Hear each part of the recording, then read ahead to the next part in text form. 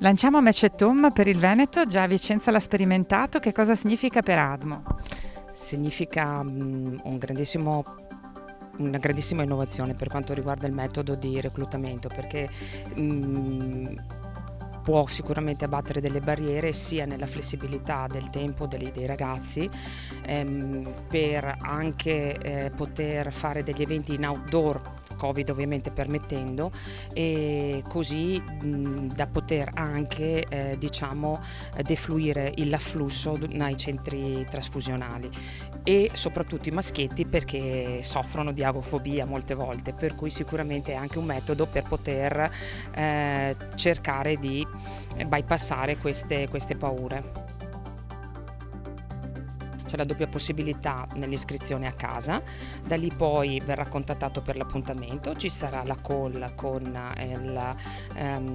l'intervista diagnostica da parte appunto del medico, e verrà spedito il kit a casa e poi rispedito con la presa tramite corriere al centro trasfusionale, e da questo punto si entra all'interno del registro dei donatori nazionale, l'IBMDR.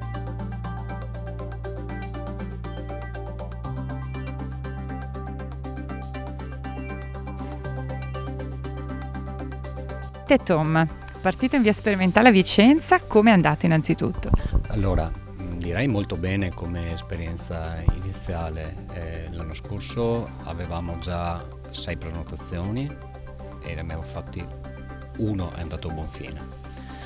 Mentre nei primi 3 mesi di quest'anno, 3 mesi e mezzo di quest'anno, abbiamo già avuto 14 nuovi arruolamenti con Match at Home e ce ne sono altri 27 in lista d'attesa, quindi i numeri stanno cominciando ad aumentare, e l'idea è che questo possa essere un metodo che si affianca al modo tradizionale che abbiamo e ormai consolidato di arruolare donatori. Ricordo che nei primi 3 mesi di quest'anno abbiamo già arruolato e iscritti in registro più di 400 donatori.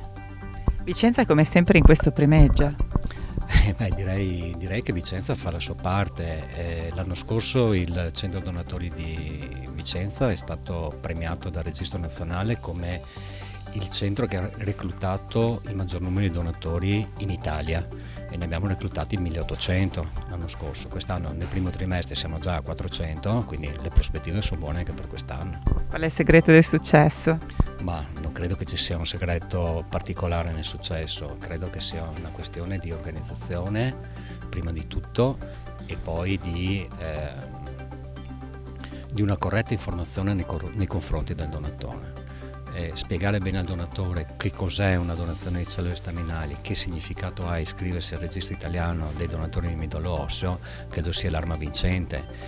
E in maniera particolare a Vicenza noi il 95% dei nostri donatori li reclutiamo tra i donatori di sangue che hanno un'età compatibile con quella che è l'età di iscrizione al registro, e quindi sono già persone che sono già abituate al dono, sono già abituate a un gesto di solidarietà, e quindi per loro diventa naturale, oltre che donare sangue, iscriversi anche al registro dei donatori di midollo osseo.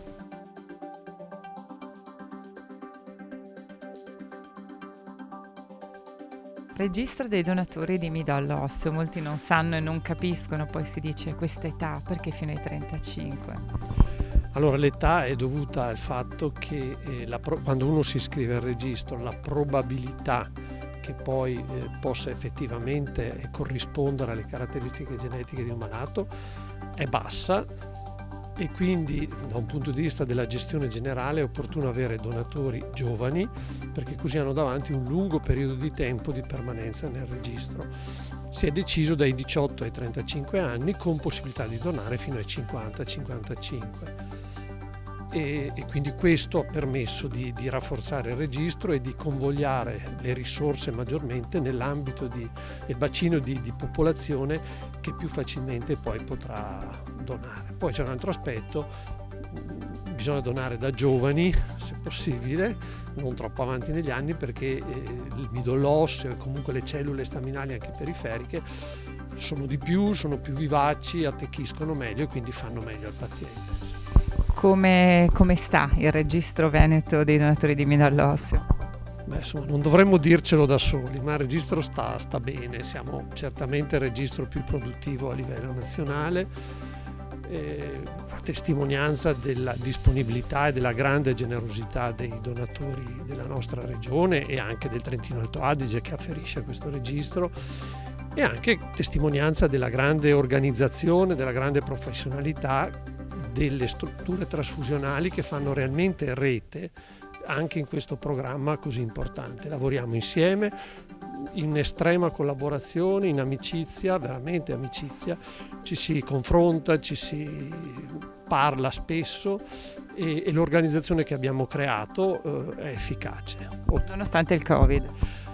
Nonostante il Covid, diciamo che nei 2 anni del Covid ci siamo distinti come Registro Veneto, come prima, forse ancora un po' di prima, perché siamo riusciti a mantenere tutte le nostre attività. Nel 2020 è un po' calato il numero degli iscritti nuovi, ma nel 2021 ha già ripreso i numeri sostanzialmente abituali, e le donazioni, insomma, abbiamo donato nel 2020-2021 quasi 1/3 delle donazioni nazionali di cellule staminali, e la testimonianza di tutto questo sistema è che per il 2021 Vicenza ha avuto, il centro donatori di Vicenza ha avuto il riconoscimento nazionale come centro che ha reclutato più donatori nel registro.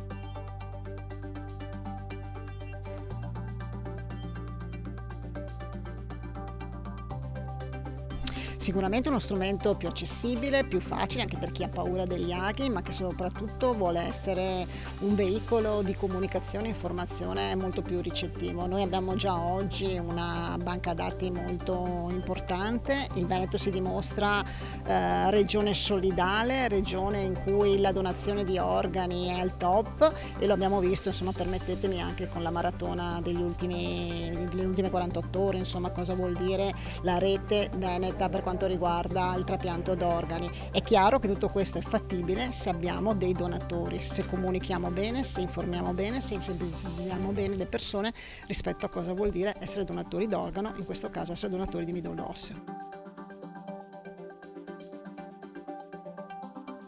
I risultati sono molto buoni sia sul fronte del trapianto dell'organo solido, che è in aumento rispetto allo scorso anno, e sia continua molto bene anche l'attività di trapianto sul midollo.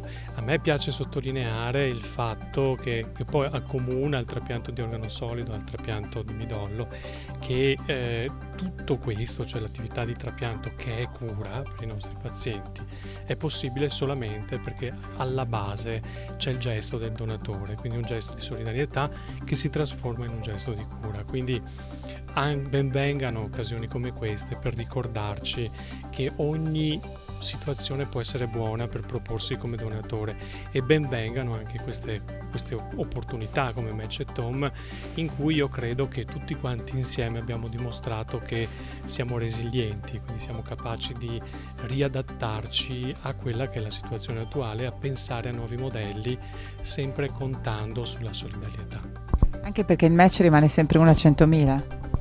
Rimane 100.000 e di questo dobbiamo essere consapevoli. Sappiamo che possiamo fare un ottimo lavoro con i nostri donatori, che possiamo fare un ottimo lavoro in Italia, però abbiamo bisogno di un sacco di donatori, un sacco di persone che decidano di candidarsi per la donazione, e questo è il messaggio che dobbiamo lanciare oggi.